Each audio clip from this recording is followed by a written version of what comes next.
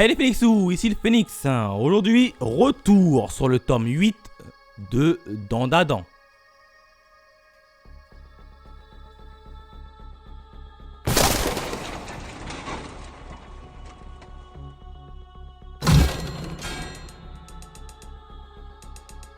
Allez, comme d'habitude, on s'attaque à la jaquette et aux différents bonus. Un bonus qui sont plutôt cool, puisque là, à la jaquette, on a Momo et Aira qui tapent un peu la pause et ça fait toujours plaisir. Un quatrième de couverture, on a cette fois-ci Momo et Okarun qui tentent de fuir une espèce de dinosaure, mais j'y reviendrai dans la partie review. En termes de page couleur, comme d'habitude, maintenant vous avez l'habitude, ça va être Momo qui a exactement la même posture que sur la jaquette mais toute seule, et derrière on a la même chose avec Aira, même posture mais qui est toute seule sur la jaquette, et ça c'est vraiment dommage. Quand on fait tomber cette fois-ci la petite jaquette, on a les musiciens. On a enfin les musiciens. Qui sont les musiciens qui sont apparus dans le dernier tome dans la salle de musique? Et bien là, on a un peu leur vie, leur nom, et ça fait toujours plaisir.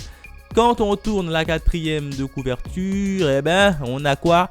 On a un objet maléfique, le slip de l'œil maléfique. Et oui, qui est un objet maléfique. Et quand on rentre dans le manga, petite présentation des différents personnages, et à la fin du manga, on a comme d'habitude une petite bande dessinée assez à part qui est cool. Donc il y a pas mal de bonus, pas mal de trucs assez chouettes, et ça j'aime beaucoup dans ce titre. Maintenant on passe directement à la partie review. Qu'est-ce qui s'est passé dans le tome 8 de Dandadan? Et ben 3 événements. Le premier événement, j'ai envie de l'intituler une symphonie explosive. Et oui, puisqu'on va retrouver notamment Okarun qui était parti s'entraîner dans le lycée en compagnie de Momo, et en compagnie de Mémé le Turbo plutôt, et avec Aira.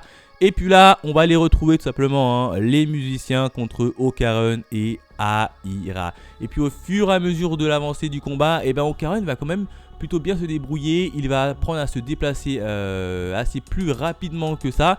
Et du coup, ça va poser problème aux musiciens, puisque les musiciens, ils vont perdre leur chef d'orchestre. Du coup, ils pourront plus voltiger en haut.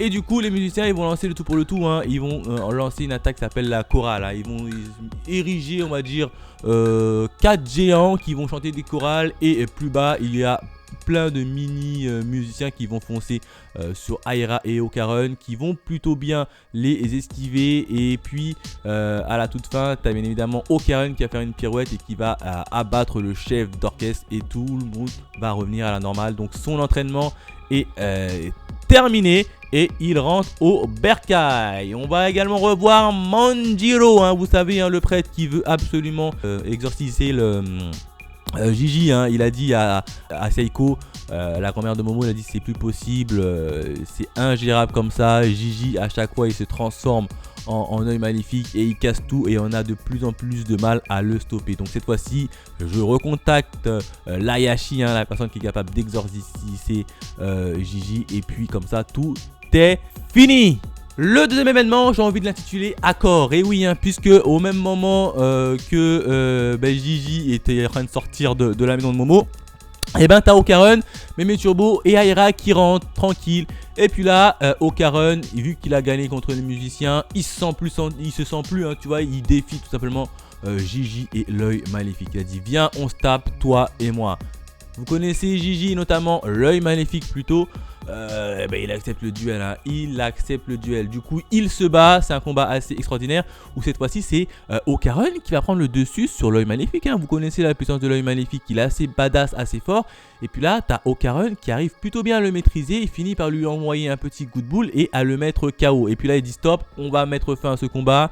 Je t'ai démoli. Maintenant, je suis sûr et certain, tu ne peux plus me vaincre. Et oui, Okarun, il en avait un peu sur la patate parce qu'il avait vu Momo tout simplement se faire violenter par l'œil maléfique et il n'a rien pu faire. Là ici il est parti, il s'est entraîné, il est revenu directement, il met en application ce qu'il a appris aux côtés de Mémé Turbo et il a détruit l'œil maléfique. Du coup l'œil maléfique il veut sa petite revanche, il dit ok vas-y petite revanche, et puis là il y a un petit accord qui va se faire entre Okarun et l'œil maléfique. Il va dire ok, il n'y a pas de problème, on se battra une fois toutes les semaines si tu veux, mais à une seule condition, que tu ne t'attaques pas aux humains et que tu le laisses tranquille. Gigi, lui, il veut bien, il dit, il n'y a pas de problème, moi je suis partant. L'œil maléfique, il a dit, ok, il n'y a pas de problème, moi je suis partant, sauf qu'il y a mon slip, et oui, son slip où détiennent un peu les gens qui ont été tués dans la maison maudite. Eux, il veut pas, ils veulent se venger, du coup, il n'a pas le choix. Et ben, il retire son slip tranquille devant tout le monde et il le donne à Okarun et puis il dit ok, pas de problème, je n'attaquerai plus les humains à une condition que on se batte une fois par semaine, toi et moi, comme ça ça permettrait un peu d'attirer l'attention sur moi. Et voilà comment est scellé l'accord. Du coup ils ont détruit la maison avec leur jeu là, leur jeu de bagarre, ils ont complètement détruit la maison et la maison de Momo est totalement détruite et ils recherchent à la construire. Alors ils vont faire appel à qui? Ils vont faire appel à Monsieur Ski. Monsieur Ski, il arrive. Notamment avec son pote qui s'appelle Lubris. Et là t'as Momo et Seiko qui voient Lubris, ils lui cassent le visage parce que pour eux c'est un extraterrestre. Mais en fait il s'agit de la personne qui va réparer leur maison. Ils vont tout simplement réussir à remodeler leur maison, à la réparer en moins de 10 minutes chrono. Parce que Monsieur Lubris c'est un personnage, enfin c'est un extraterrestre qui est capable d'utiliser la nano machine. Du coup tu penses que à une chose, en gros tu penses à construire une maison, la maison va se construire automatiquement grâce à tes pensées et grâce à la nanomachine. Donc en 2-3 mouvements, la maison de Momo et de Seiko est reconstruite. Le troisième événement, j'ai envie de l'intituler une boule invisible. Hein, oui, hein, puisque on est maintenant dans le bahut et puis là, tu as les deux meilleurs potes de Momo qui disent à Momo et regarde cette vidéo. Et puis là, Momo elle regarde la vidéo, elle voit la deuxième boule que Okarun cherche. Hein, en train de flotter comme ça dans une maison HLM. Du coup, elle va prévenir Okarun, elle va aller dans sa classe et en rentrant dans sa classe, elle va dire allez Okarun, on y va. Évidemment, ça va attirer l'attention de deux personnages. Premier personnage, ça va tout simplement être un espèce de obsédé hein, qui est dans la classe, qui voit que Okarun il est tout pourri, etc. Et qu'il y a pas mal de filles qui commencent à lui courir après. Hein. T'as Momo, t'as Aira et t'as une troisième personne également qui va faire son apparition. Ça va être la déléguée. La déléguée, c'est elle qui tient un peu les rênes de la classe. Elle dit, elle va avoir Momo et puis elle va dire Momo, t'appelles Momo, hein, c'est ça, hein, t'es pas dans cette classe, oui. Donc elle va le dire, peux-tu arrêter de venir dans notre classe parce que tu nous déranges ici, on est là pour travailler. Comme vous le savez, hein, Momo, elle part au quart de tour, elle dit mais qu'est-ce qu'elle veut celle-là. Et puis là, t'as la déléguée qui veut essayer tout simplement de protéger les membres de sa classe. Hein. Ça, c'est le rôle d'une déléguée, ça. Et puis là, elle va essayer de protéger Okarun. Elle va dire non, Okarun, ne la suis pas. Si tu veux, elle t'en a pas à lui obéir, etc. Et puis ça va partir un peu en bagarre de chignon entre Momo et la déléguée. Puis Okarun, il dit non, t'inquiète pas, je la connais, je vais la suivre. Donc là, dans tout ça, on peut voir qu'il y a une troisième concurrente qui va faire son apparition à l'intermédiaire de la déléguée qui veut protéger Okarun, mais à mon avis elle joue juste le rôle de délégué. Hein. Il n'y a rien d'affectueux, etc. là-dedans, en tout cas pour le moment. Du coup, Momo et Okarun qui se dirigent là où ils ont vu la boule en train de voler dans la vidéo. Hein. Ils arrivent dans une HLM et puis là ils sentent quelqu'un qui les suive. Ils se retournent et puis ils voient qui? Ils voient Kinta, hein, l'obsédé de la classe de Momo qui est là, qui balance à chaque fois des obscénités abjectes. Et puis à chaque fois Momo elle le remet en place. Puis elle dit mais attends, pourquoi est-ce que quand Okarun il dit plein de bêtises tu lui dis rien et quand c'est moi tu me tapes, etc. Et là t'as le meilleur pote qui commence à être un peu jaloux d'Okarun. Hein. Il veut s'accaparer tous les les filles, hein, tout simplement. Hein. Et ça marche pas pour lui mais ça marche pour Okarun, donc il est un peu jaloux. Et puis là, il se fait un peu transporter et envoyer valdinguer par terre. Et puis là, tout simplement, ils comprennent qu'il y a quelqu'un d'autre en plus de eux3.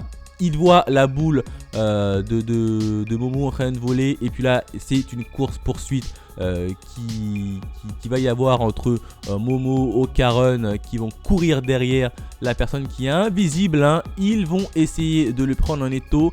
T'as Okarun qui va lui foncer dessus et qui va lui mettre littéralement hors d'état de nuire. Et puis là, ils vont s'apercevoir tout simplement que c'était un dinosaure, hein, un kaiju qui avait la capacité de se rendre invisible. Il est un peu sonné le dinosaure, sauf qu'il va se réveiller et puis il va faire extension de territoire, hein. Ah ouais, à la JJK, ça pardonne pas. Et puis là, le dinosaure il va commencer à se déchaîner. Et puis t'as Okarun, t'as Momo et le nouveau pote un peu obsédé là qui vont courir pour s'échapper. Derrière eux il y a le dinosaure qui court et ils vont croiser qui? Ils vont croiser tout simplement Aira et l'œil maléfique, hein, Gigi si vous préférez. Ils vont lui dire ah dégagez, dégagez, courez, courez, courez. Et puis là t'as Gigi qui va récupérer le meilleur, le pote un peu...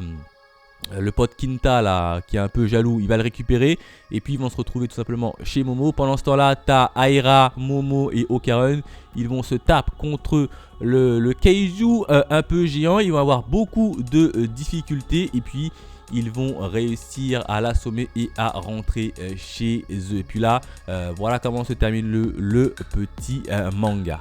Voilà ce que je pouvais dire sur le tome 8 de Dandadan. Encore une fois, un titre juste magnifique. Il y a pas mal d'action, il y a pas mal d'humour. En plus de ça, il y a deux nouveaux personnages qui vont faire leur apparition, notamment Kinta, le camarade de classe d'Okarun un peu obsédé, qui me fait beaucoup marrer, lui, je l'aime bien. Et également la déléguée, et oui, hein, la déléguée classe qui veut...